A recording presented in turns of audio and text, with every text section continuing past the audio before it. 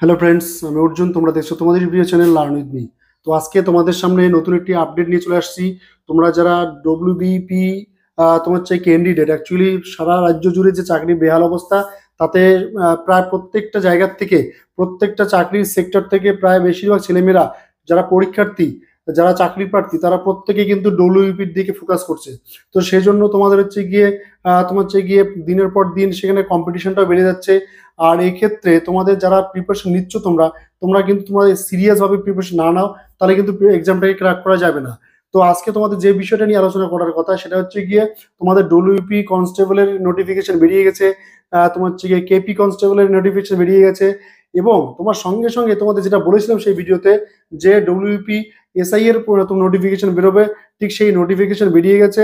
তোমাদের সেই নোটিফিকেশনে তোমাদের যেটা বলা রয়েছে, কবে থেকে তোমার ফর্মটা ফিল আপ করতে পারবে, তোমাদের সেখানে যোগ্যতা কি লাগবে, এবং তোমাদের সেখানে সিলেবাস, কোন কোন সিলেবাসের কি পরিবর্তন হলো, মাঠ কি লাগছে, তোমাদের মাঠে তোমরা হচ্ছে গিয়ে কত মিটার তোমাদের দৌড় প্রয়োজন আছে ছেলেদের মেয়েদের, ঠিক আছে, ইউবি এবং তোমার হচ্ছে এভিদের ক্ষেত্রে সেখানে কি যোগ্যতা লাগছে, পিএমটি পিইটির ক্ষেত্রে সবটা আলোচনা করব। এবং তোমরা কি করে অ্যাপ্লাই করতে পারবে সেটাও জানাবো। তোমরা শেষ পর্যন্ত অবশ্যই থাকবে, কেউ স্কিপ করবে না, যাতে করে তোমরা একটা তথ্য মিস না করো। সেই জন্য তোমরা প্রত্যেকেই শেষ পর্যন্ত অবশ্যই দেখবে। তো চলো শুরু করছি আজকের যে মেইন টপিক আমাদের, সেটা হচ্ছে কি ডব্লিউপি এসআই এর যে রিক্রুটমেন্ট নোটিফিকেশন সেটা বেরিয়েছে, সেটা একটা পুরো সামারাইজ করে তোমাদের আমি দেখাচ্ছি, দেখে নাও। যেটা ডব্লিউপি এসআই নিউ রিক্রুটমেন্ট, ঠিক আছে, নিউ রিক্রুটমেন্ট 2024, এক্ষেত্রে তোমাদের যেটা বলে দিচ্ছি, ভ্যাকান্সি যেটা রয়েছে 464খানা রয়েছে ভ্যাকান্সি। এখানে মেল ফিমেল দুটোই রয়েছে, এবং ইউবি এবি দুটো রয়েছে। ইউবি এবি কি? ইউবি বলতে তোমাদের হচ্ছে যেটা বোঝায়, সেটা হচ্ছে গিয়ে তোমার হচ্ছে গিয়ে আনআর্মড, ঠিক আছে, আনআর্মড ব্রাঞ্চ। আর এবি বলতে যেটা বোঝায়, সেটা হচ্ছে গিয়ে তোমাদের হচ্ছে গিয়ে আর্মড ব্রাঞ্চ। এসআই এর ক্ষেত্রে এই দুটোই থাকে তোমার সেক্টর। এই দুটো সেক্টরে মেল ফিমেলের সিট কত রয়েছে সেটা দেখে নাও। আনআর্মড ব্রাঞ্চের ক্ষেত্রে যারা ছেলেরা রয়েছে তাদের ভ্যাকান্সি রয়েছে 164খানা, আর সেখানে হচ্ছে গিয়ে ফিমেল যারা রয়েছে সেখানে হচ্ছে গিয়ে 100খানা ভ্যাকান্সি রয়েছে, ঠিক আছে। আর আর্মড ব্রাঞ্চের ক্ষেত্রে তোমাদের হচ্ছে গিয়ে সেখানে রয়েছে হচ্ছে গিয়ে 200খানা ভ্যাকান্সি রয়েছে, ঠিক আছে। অর্থাৎ আর্মড ব্রাঞ্চে রয়েছে 200খানা, আর আনআর্মড ব্রাঞ্চে ছেলেদের জন্য রয়েছে 164, মেয়েদের জন্য রয়েছে 100টি ভ্যাকান্সি। এক্ষেত্রে এজ তোমাদের যেটা বলি, এজ লিমিট তোমাদের কিন্তু লাগছে সেক্ষেত্রে 20 থেকে 30 বছরের মধ্যে। আগে তোমাদের হচ্ছে 20 থেকে তোমার হচ্ছে 27 বছর ছিল, এখন 3 বছর করোনা শেষের জন্য বাড়িয়ে দিয়ে 20 থেকে 30 হয়ে গেছে। এক্ষেত্রে তোমরা যারা এসসি এসটি তারা 5 বছর ছাড় পাবে, তার মানে হচ্ছে গিয়ে 35 বছর। যারা ওবিসি তারা 3 বছর ছাড় পাবে, তার মানে 33 বছর বয়স পর্যন্ত অ্যাপ্লাই করতে পারবে। কোয়ালিফিকেশন বিএ পাস বা গ্রাজুয়েশন যদি থাকে তোমরা কিন্তু অ্যাপ্লাই করতে পারবে, নতুবা কিন্তু অ্যাপ্লাই করতে পারবে না।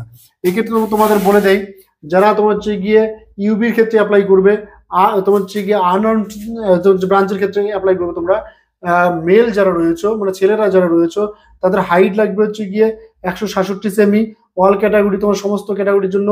সেখানে ওয়েট লাগবে হচ্ছে গিয়ে 56 কেজি, ঠিক আছে। এসসি যারা এসটি রয়েছে, এসসি এসটি যারা রয়েছে, সেক্ষেত্রে তোমাদের হচ্ছে গিয়ে 160 সেমি লাগছে হচ্ছে গিয়ে হাইট, আর ওয়েট লাগছে হচ্ছে গিয়ে 52 কেজি। ক্লিয়ার? এক্ষেত্রে তোমাদের হচ্ছে কি যে আর্মড ব্রাঞ্চ রয়েছে, সেক্ষেত্রে মেল মানে ছেলেদের জন্য রয়েছে 173 সেমি হচ্ছে কি হাইট লাগবে অল ক্যাটাগরির জন্য, আর ওয়েট লাগবে হচ্ছে কি 60 কেজি।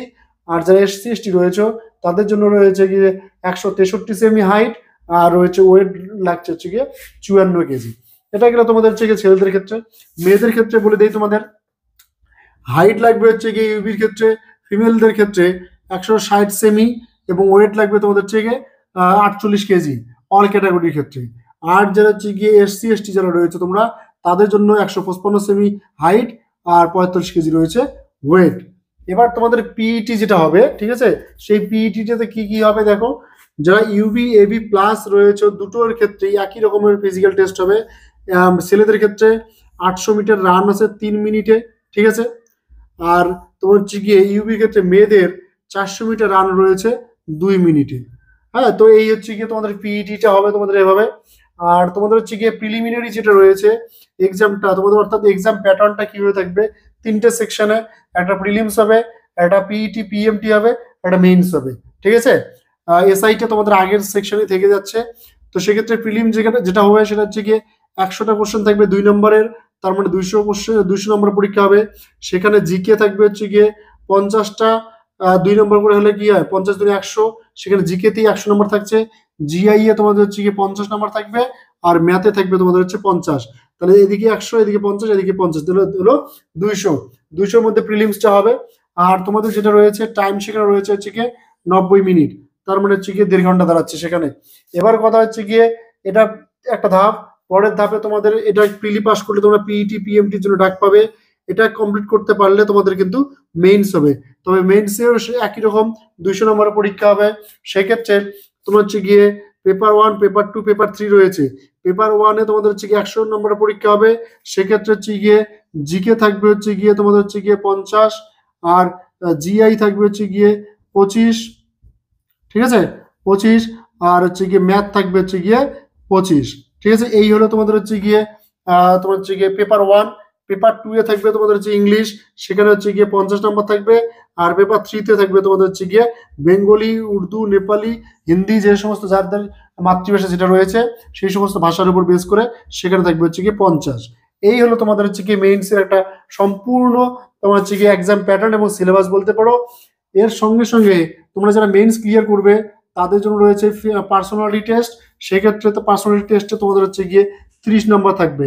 ঠিক আছে, এবার কথা হচ্ছে গিয়ে তোমাদের ফিস কত লাগবে। ফিস তোমাদের লাগছে হচ্ছে গিয়ে সমস্ত ক্যাটাগরির জন্য লাগছে হচ্ছে 270 টাকা। যারা এসসি এসটি রয়েছে তাদের জন্য রয়েছে মাত্র 20 টাকা। এবার তোমাদের অ্যাপ্লাইটা কবে থেকে শুরু হচ্ছে, অ্যাপ্লাই শুরু হচ্ছে তোমাদের হচ্ছে গিয়ে 9 তারিখ, মার্চের 9 তারিখ থেকে শুরু। আজকে 8 তারিখ, কালকের থেকে তোমাদের অ্যাপ্লাই শুরু হবে। যারা অ্যাপ্লাই করবে তাদের অবশ্যই তোমরা বলবো তোমাদের প্রত্যেকে কালকের থেকে শুরু হলে 2-1 দিন লেট করে তারপরে অ্যাপ্লাইটা শুরু করবে। কোনো কারণে কোনো রকম ভুলভ্রান্তি থাকলে সেটা তোমরা 2-4 দিনের মধ্যে বুঝে যাবে, তখন আবার ভালো করে করতে পারবে। সেই জন্য 2-4 দিন ওয়েট করবে তোমরা। আর অ্যাপ্লাই তোমাদের কিন্তু শেষ হচ্ছে গিয়ে এপ্রিল মাসের 7 তারিখ, অর্থাৎ পরের মাসের 7 তারিখে তোমাদের অ্যাপ্লাইটা শেষ হচ্ছে। তার আগে তোমরা প্রত্যেকে করবে। এবার তোমাদের হচ্ছে গিয়ে অ্যাপ্লাইটা কিভাবে করবে, দুটো ওয়েবসাইট রয়েছে হাউ টু অ্যাপ্লাই। একটা হচ্ছে www.prb.wb.gov.in, এই ওয়েবসাইটে গিয়ে তোমরা ফর্মটা ফিল আপ করতে পারো। আরেকটা ওয়েবসাইট রয়েছে wbpolice.gov.in, এই দুটোর মধ্যে যে কোনো একটা ওয়েবসাইটে গিয়ে তোমরা কিন্তু ফর্মটা ফিল আপ করে সেখানে ফর্মটা জমা করতে পারো, সাবমিট করতে পারো। এবার কথা হচ্ছে গিয়ে তোমরা যারা প্রিপারেশন নিচ্ছ সিরিয়াস ভাবে প্রিপারেশন নাও, নইলে কিন্তু এই ক্ষেত্রে চাকরি পাওয়া ভীষণ চাপ। তোমরা সকলেই জানো সিট সংখ্যা আহামরি কিছু নেই, মাত্র 464 সিট। এখানে পশ্চিমবঙ্গের হাজার হাজার ছেলে মেয়ে পরীক্ষা দিবে। এবং এখন আগেই যে কথাটা বললাম যে সমস্ত সেক্টরে প্রায় নিয়োগ প্রায় বন্ধ।